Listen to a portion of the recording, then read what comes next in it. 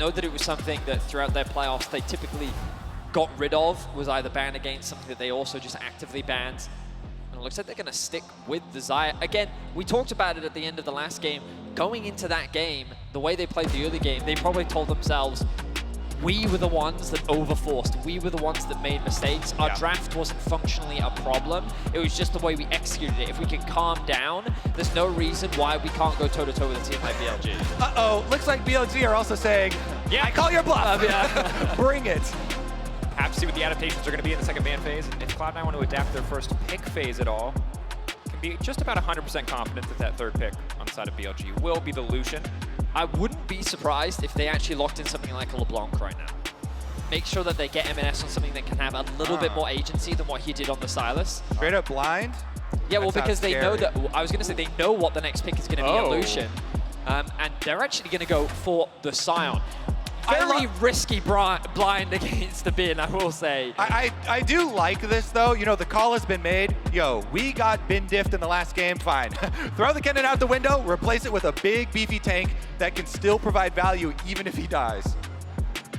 And that's the thing about the Sion. He's just kind of this inevitable source of team fight value. When Fiora need to be banned. Okay, all right, yeah, I was going to say, there are some concerns. This is bin, definitely going to have to protect against that. I will say also, some of the value is kind of reduced because the T1 level 1 Sion play is so fresh in everyone's minds. I feel like it's going to be very difficult for Cloud9 to pull off one of those, you know, suicide Sion level 1 starts, which is definitely very powerful, but BLG are going to have that front and center with T1 being so recent. Fiora will be next. Yeah. Or Jax, it'll be one of those two. And to be fair, we've also only really seen the Sion cheese from red side teams because of the way the bushes are set up, so the angles are just not quite as present. But there's the Gwen. Wouldn't be surprised to see something like a Fiora follow, but the concern is anytime you're facing against Bin, the champion pool is pretty big. So he's got a litany of options he can go for here, and it's really just about limiting the ones you're most scared of. Do you know what BLG could do? I vote Fiora. That's my vote. Yeah, but Camille Galio. Are you voting Game 5 Fiora, or are you voting a different Fiora? I'm just... yeah, it depends what COG will be. Oh, they're going to get rid of Nah. I mean, that's also fine. So now you're looking at Fiora or Camille or Kennen still. Like, there's no reason why BLG can't bring out the Kennen for themselves if they want a little bit more team fight power. Man, that is like a mentality breaking pick too. Like if you have that Kennen performance in game 1 and then he takes it and they crush you with some crazy Kennen flanks, that could be demoralizing. Ooh. Or maybe it's just a taunt. It's just a classic. I felt like it was a taunt, to be truthful. Taunt. It looks like they are going to lock it in. Okay, so saving last pick for Yagao, and Yagao's Taliyah was crucial in limiting how C9 wanted to play the game. So much value gained from that Taliyah wall, but now the Kindred coming in against Shun, a man who's so good at Kindred. Galio paired alongside it as well. Oh, we saw this from the PCS. This is my favorite way to play the game right now. Utility mid, double 80 carries. Oof, I love to see it. So I will say that I think C9 were expecting the Kennen to a degree. That's why they blind picked the Sion. We know that Sion is used as an answer into the Kennen specifically. But Cloud9, we know that they have a very deep pool when it comes to jungle options. And Kindred, Blaber is no stranger to this pick. Yeah, and especially it's not just, oh, we're going to have Blaber carry pants now. We're going to have EMENES support him. But it's really good into Kennen initiation. You have Kindred ultimate to delay. You have Galio ultimate with the magic shield as well. So really good to, as you say, expected counter picks to a Kennen. That Kennen comes in immediately, boom, throw down 2 extra circles and answer. How do you best answer the Kennen circle? 2 more circles. The concern, I mean that's true, but the concern is C9 over-preparing for the Kennen, because frankly, Yagao had a great game, right? He was always on the side lane, he was being funneled a lot of resources, and he worked very well with Shun to shut down Fudge, finding those flanks. Now they're on Syndra Vi, which is a very well-known, very powerful mid-jungle 2 versus 2, and is something that can very much bully EMENES. Remember, in his debut international best of 5. That's a lot of pressure. Blaber pulling up. Will literally be looking to bring the thunder. And as you mentioned, the bottom side of the map, Cloud9 looking to run straight down, take out the ward. And our feature matchup presented by Mercedes-Benz is about the top laner, but right now there's a top laner in the bottom lane. So it's getting a little topsy-turvy here in the game. C9 looking for control on the bottom side. And Cloud9 themselves, they put out this little video on social talking about some of their scrims with BLG and how volatile they were, especially the bottom lane. Zven talking about how the bottom lane matchup really early on in a lot of their scrim games, is both of them being very aggressive, and often it was BLG walking up. If they dodge skill shot, they win. If they miss it, they lose. In the last game, though, let me remind you, it was Cloud9 walking up. They were the ones being super aggressive. They burned a lot of summer spells off of Elk, but when it really came down to the kill, Shun was closer in the jungle, and Cloud9 ended up giving away the first blood plus the extra kill there to the BLG bottom lane. We just have to track early game for both of these junglers. A lot of tools to set up for these ganks. While we expect top lane to be relatively isolated, bot lane, as you highlighted, already crucial. And it was explosive in the 2v2. Once you turn it into a 3v3, it's going to be even more so. Same bot lane matchup. Let's see what C9 have learned from the previous game.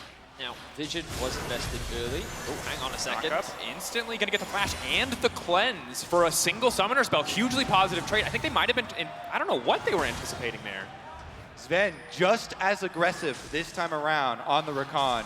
This is a much more favorable trade for Cloud9 than last time around now. That is 3 summoner spells for 1. Remember that by going for the longsword on Berserker, he has a lot of health to play with, but Zven already committing all of his pots means that they have to be a lot more careful in these 2v2 trades with the constant sustain that's going to come out from On in the early level 2. This means the C9 bot lane, while a good summoner trade for the time being, will have to play defensively, but Blaber already on his way. Bot level 3 secured as, ooh, good trade once again from Elkanon. Oh yeah, that health trade onto Zven specifically is really going to leave a mark. Because as you mentioned, he's got to be the one with the initiation when Blaber comes down. That's what you get when you run an AD carry jungle, basically, in the Kindred. Difference for the Kindred is, at level 3, you can definitely get down there very aggressively. It's the same award for BLG, though. I like how it's kind of showing the middle positioning of it. It's not up by Tribrush. Zven went up there with his sweeper. Can't get far enough into the river to actually clear that ward or sweep it out. And so Blaber will get seen again on the same ward as he tries to go bottom. Blaber spotted out, Elkanon immediately backing off, and as you highlighted, rinse and repeat from the previous game, but now Blaber feeling a little bit more empowered to invade in the jungle and at least spot out that the blue buff is still there. Yeah, you can tell these two teams know each other pretty well from those scrims they were talking about, where they're constantly just micro adjustments to even the position of their wards to be able to get that extra level of safety. Bottom scuttle spawn for the Kindred mark here for Blaber is quite nice for him. He won the 50-50. Admittedly, though, if he has information on where Sion is, which I believe he does, he can't just double grab here. With the blue buff being started, I'm not sure exactly if he was able to gain vision or not, but for the time being, he's not going to run the risk. Vid continues to push in that top matchup very much as we expected. C9, they'll likely look for a base relatively soon, but they want to try and get this wave underneath the tower so it starts pushing back towards them. Shun now moving in, I think just trying to get as much information as he can as the wave.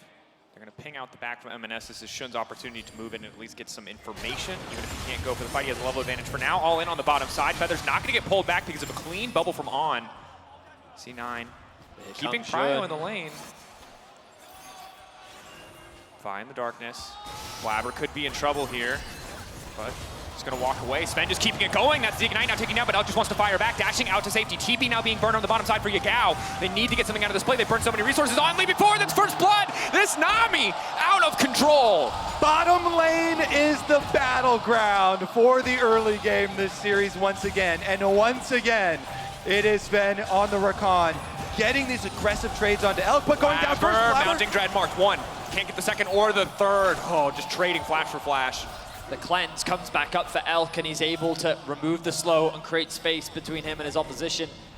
EMENES with no TP means that he cannot match on the bot side of the map. Yagao TPing, I thought, was a bit of a big overcommitment, but in reality, I wonder if it scared C9 off the play. They felt like BLG were committing to this fight, and that means that Zven ends up losing his life. Jun now sees an opportunity to get himself the Scuttle Crab, and BLG will walk away with a 700 gold lead for now. Certainly not a bad start to the game for BLG, and on the top side of the map, you can see the call already stacking up in, uncontested for now. A bit more kill pressure onto the Kennen once level 6 comes around for Fudge, but with Shun on the top side, I just don't think he's going to have that angle of attack. Blaber will see if he can continue to stack up these marks. Of course, reminder, 4 is the big break point we're going to be keeping track of.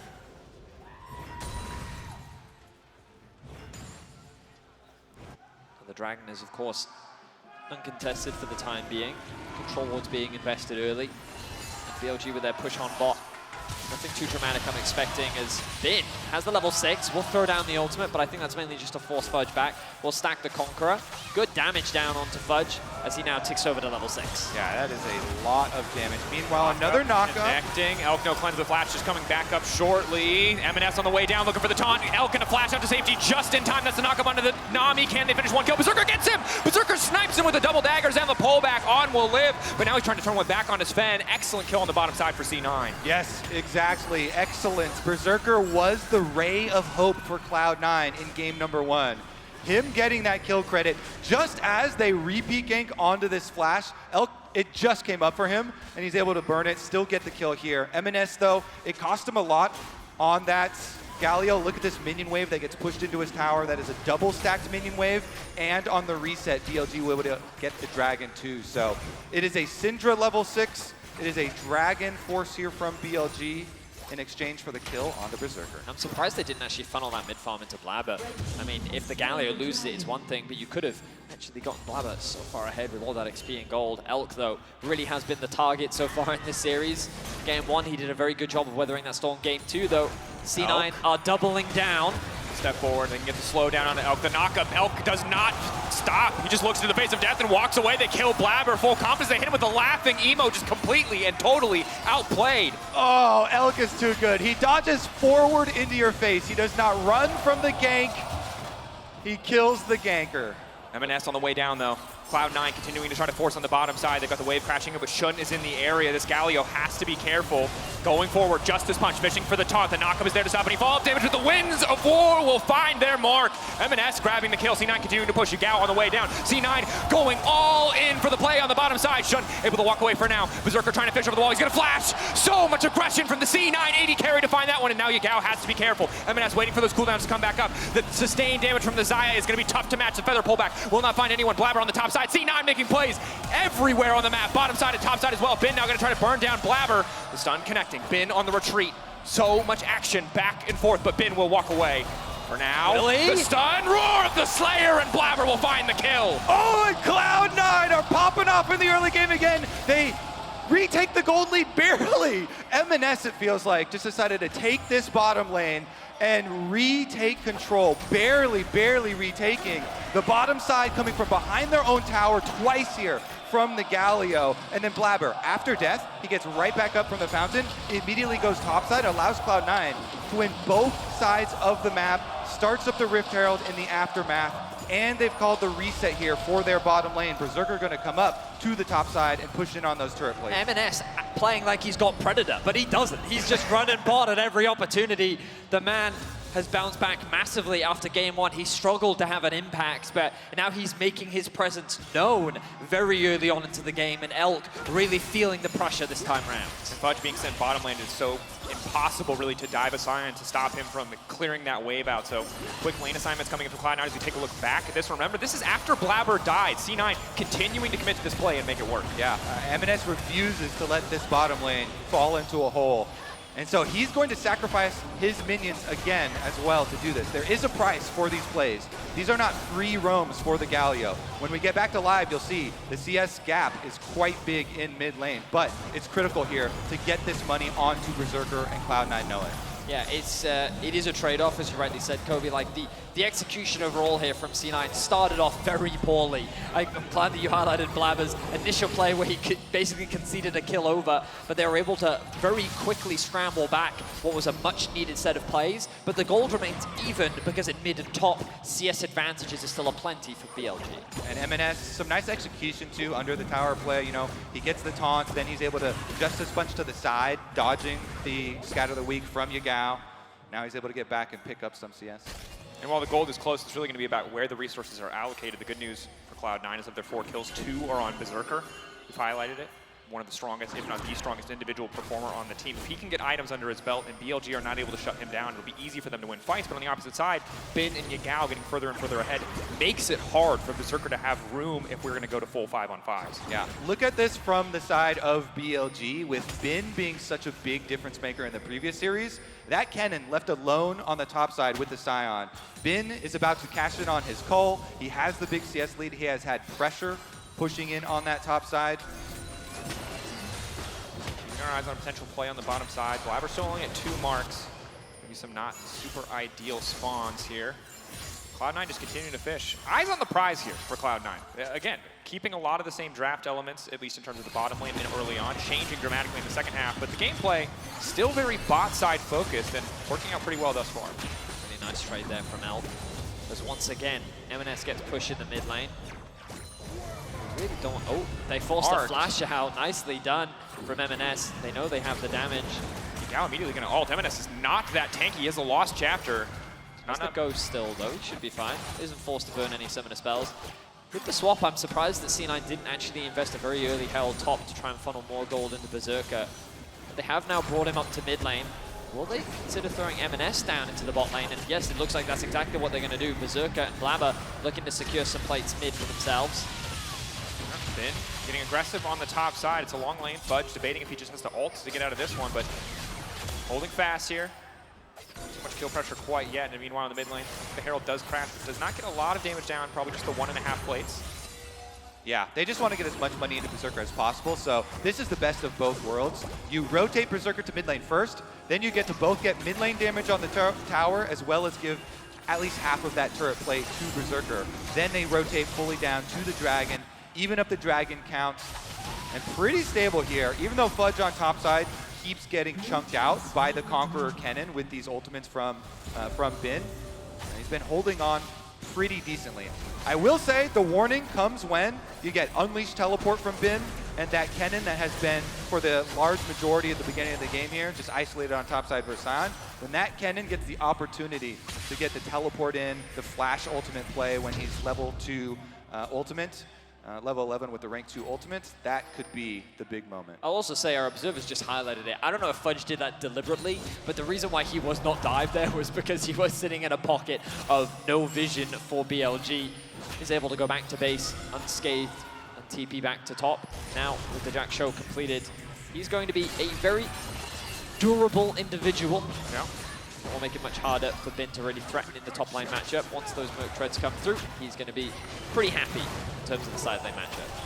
Okay, gold advantage, excellent bubble again coming in from on, and Zven is just going to backstep here. And as we get later and later in the game, execution going to be the question for C9. In the previous game, weren't able to make their composition work. Should be easier this time around, but going to have to kind of do the exact same thing that BLG did in terms of respecting the flanks, keeping an eye on this Kennen. Bin is the power point, and as you highlighted, Unleashed Teleport not quite there yet, but once it is, all of C9's plays become significantly more volatile. Another thing to think about here is this Syndra. Nice buffer. Knockback fights on 2 fronts. Elk! What was he doing there? EMENES manages to make it out. I'm not sure what happened with Elk in the mid lane, but Shun now on the retreat. Blaber continuing to step forward. A lot of damage could come in from Yagao. He's level 11 Syndra. Oh, give me that replay. I want to see that now. How do you get under there? There's fights across the rift. On to the mid lane. Blaber did just use his flash in that exchange. Jun had to flash to get away to safety as all of EMENES' summoners drops, but as you rightly said, a kill once again going in favor of Cloud9 as Elk finds himself 0 and 3. Look, sometimes you live up to your namesake and you just like run headlong into a vehicle, you know? It just happens to the best of us. All right, here we go. Oh, doesn't know Zven is there. I think. He wants the full calling damage. Zven just over Raptor Wall. Ultimate flash W. Good night. Play. It's all unfortunate for Berserker that Zven secured the kill, but they'll take it. See gold advantages at 14. Presented by MasterCard. The difference is largely building in Bin's favor, but to be honest, against a Sion, that's very much to be expected. Ooh, Galio coming in.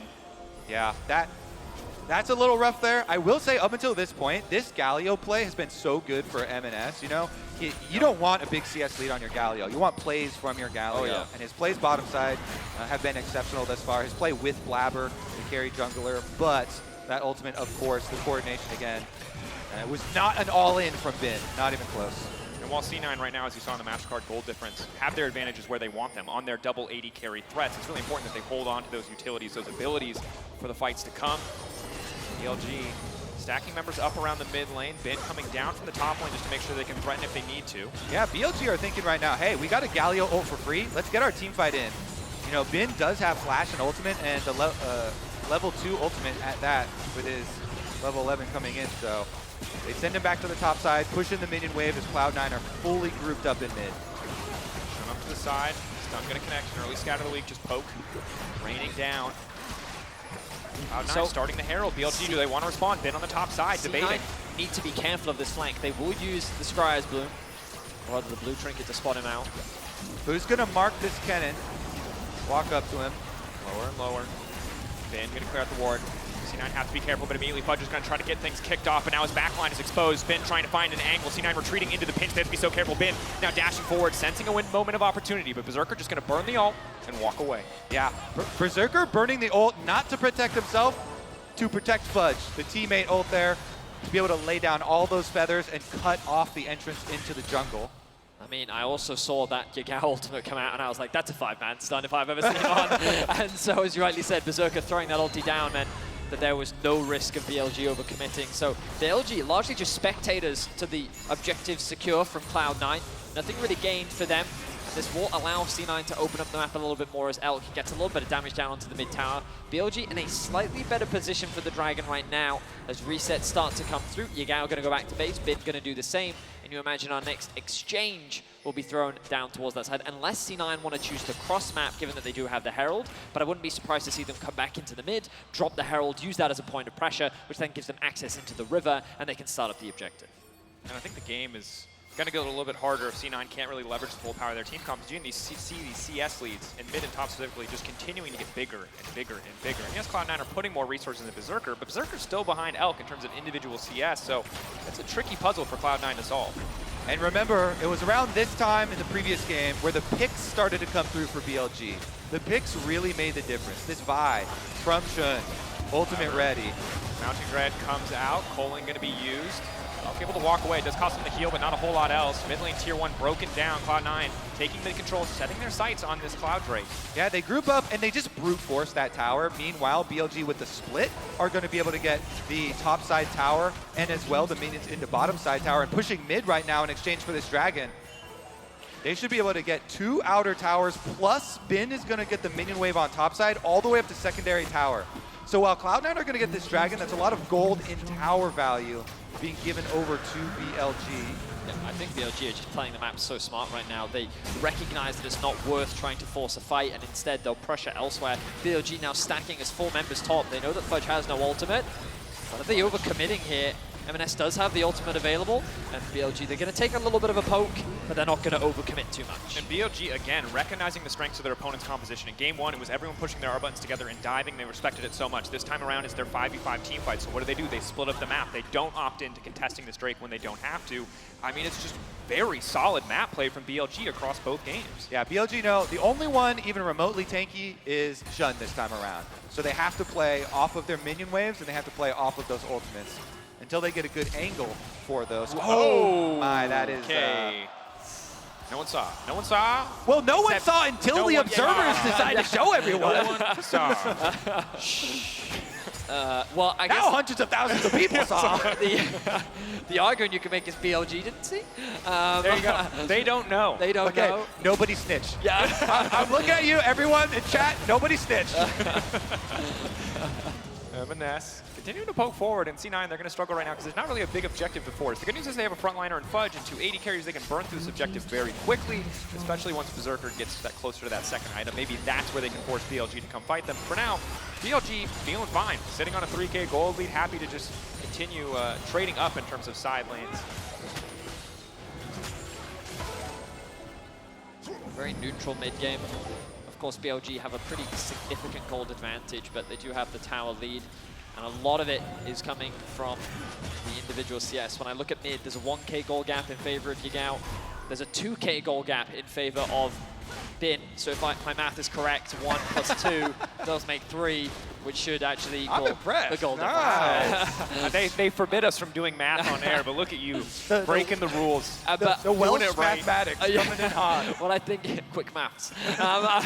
What I think is important to take away is that gold difference is not reflective really of the game state. Yeah. Because EMENES and Fudge being down in gold is not the same as like 2 carries being down in gold. The fact that Blaber and Berserker are still in very healthy positions, the fact that their atomization is still coming through means that Cloud9 is still very much in comparable terms when it comes to the straight up power of the 2-team composition. And some critical things here for Cloud9 that they need to keep in mind. They have shown this already in this game, but they've been grouping up very nicely to create that ball of safety. They know that if they let this Kennen get a flank, they could get dismantled. So they have to worry about Nami ult from one angle, possible flash Kennens from the other angle, and they've been able to use their numbers to brute force objectives like this, try and catch up, get some of this tower gold. Meanwhile, they always make a sacrifice in order to do that though. And the sacrifice this time around is of course the mid and bottom lane, as Bin is pushing in bottom, and Elk plus Shun chunking away on that mid turret. And BLG pushing on 2 points at the same time, but luckily Sion's so hard to move out of these lanes that Fudge's job for the last few minutes has just been walking to waves that are pushed in, clearing them, and living. And that's about all he's done. Yeah, C9 are largely playing a 1-4 setup, whereas BLG are taking advantage of 1-3-1. Yagao is on the wave that's likely to be pushed in the most, just because once the tower drops, he can very quickly catch that wave with his wave clear. Meanwhile, Bin and then Elk and Shun as a duo can pressure elsewhere on the map and get some deep vision. C9 are very reliant on these objectives to force BLG into an area where they can find these front-to-back team fights, but BLG are playing patiently. As Bin Ulti coming in for Fudge, he gets the damage down, but not the knockup. Fishing for the knockup now. Bin immediately going to stun him out of the decimating smash. Zven coming into the bottom lane. They're all eyes on the BLG top laner. Ulti already burned, and that means a quick shutdown. Zven picking up the gold. And the brute force play pays off. They make the rotation over. 3 Cloud9 members coming to collapse on that bottom side. BLG, they're gonna have to clear out some vision around Baron, but Cloud9 would call that bluff. They get the kill, and they're gonna get another outer tower. Yagao will finish off secondary turret here, so still money, and again, side lane secondary turrets are the most expensive turrets. Those things are 800 gold for opponent team, but it still is going to be a positive play there for Cloud9. It's got to be frustrating if you're Cloud9 though, because you recognize what you need to do as they look for an engage. Bowling coming out, the stun now coming in, but Berserker not quite in a position to follow up. He's immediately going to use the Gale Force. Zven is overstayed. The bubble not quite connecting. On anticipating him dashing out a bit sooner, so Elk blinking health bar, they will retreat. They get the TP as well. I love this stare down between Zven and Elk. Neither of them backing down. They constantly are going for each other's throats. This time around, they both walk away, but summoner spells from both will be the cause. And that's the biggest thing. With Dragon spawning in 5 seconds, Fudge having the TP available, it means that there is a prime target that C9 have their eyes on. Zven not having the ultimate should be off cooldown relatively soon, but not in time for this Dragon. So the question is, do C9 want to gamble it, given that they did sacrifice Berserker's ult as well? And look at this. With this split push from Fudge, Cloud9 are the ones that actually have the split push advantage, while BLG are the ones with the objective advantage. They've got Shun and Bin taking down the Dragon, while the rest of the team looks for the kill. Yagao in the middle of the entire team. He's now going to get rooted up. Excellent use of the Everfrost. Yagao, there's nowhere for him to go. He's going to throw down the ultimate, but that's a quick pick, and now they can turn their sights back onto the Dragon. But it looks like it's going to be too late. Shun stealing that one away. BLG now on the retreat. C9 should really look at a Baron right now. They know they have the numbers advantage. Shun and Bin, if nothing else, they can force TPs, they can force a fight. They really didn't have to commit like any ultimates to that exchange, and now you look at Zven and Berserker, their ultimates are very quickly coming back up. Oh, it's going to get spicy because Yagao also doesn't have teleport, so that death timer is death timer plus walking all the way to the Baron. Ward over the back of the pit. Just don't 50-50 this C9. 11K. They have to do it though. They have to keep the pace of the game going. They might not get another opportunity like this to find such an advantage for free. Don't trap yourself inside the Baron pit against Kennen. Just say that. Okay, getting lower and lower. BLG looking for an angle in. Shun desperate to steal this one. Shun takes it! CLG bet on the 50-50 and the coin comes up tails. BLG making it work. Bubble onto 2. EMENES ulti canceled. BLG laughing straight to the bank on the back of that play. Why did C9 50-50 it? They had such a good position, and they take the gamble against some of the best, against Shun, man. Like, you can't take this gamble. You've got to make the commitment to turn or keep him out of the pit. And he, just so well played from Elk.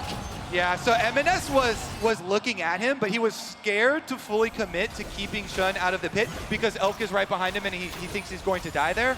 But sometimes you have to make a sacrifice in order to get that Baron, and they don't get the taunt off onto Shun. Shun gets in, he gets the smite for BLG. And it's so crushing now for the side of C9 because you found a window of opportunity, you capitalized on it, but the execution not quite there. The 50-50 Shun winning out on that smite. Credit to him. I mean, that's a defining moment. Yagao's mistake in the mid lane saved by his jungler. It was good from Shun just because, like, you can see that basically C9 are just putting all their trust in EMENES to get that taunt and body block Shun. And he throws the Q out early, and then he's very reliant on the additional damage coming out from Elk, and then the steal comes through. But now BLG have so much control over this game. EMENES caught out, not nearly tanky enough. The chain CC, ruthless with the Lamb's respite.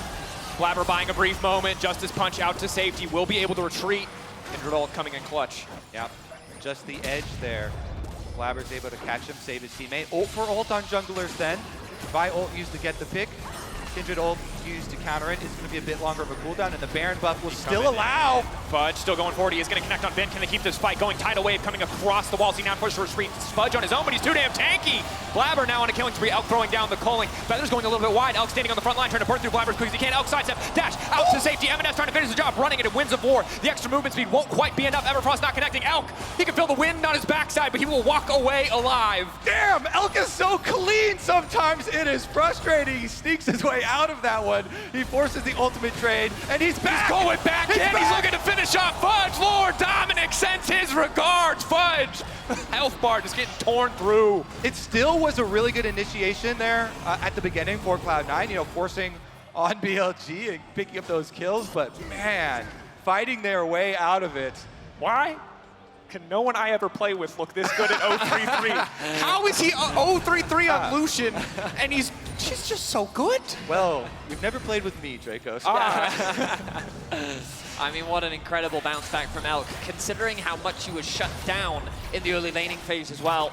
He's done a fantastic job, and his positioning in the team fights is something we've consistently seen from him here at MSI. Of course, BLG have been able to extend their gold lead a little bit, but as you rightly said, Kobe, this is a good initiation from C9. They're attacking the siege. Yeah, and Kennen has no real way to get out of this play, and then the collapse comes in from C9. Yeah, I mean, Cloud9, they themselves have done a good job marking that Kennen. They haven't been the victim of a big Kennen ultimate.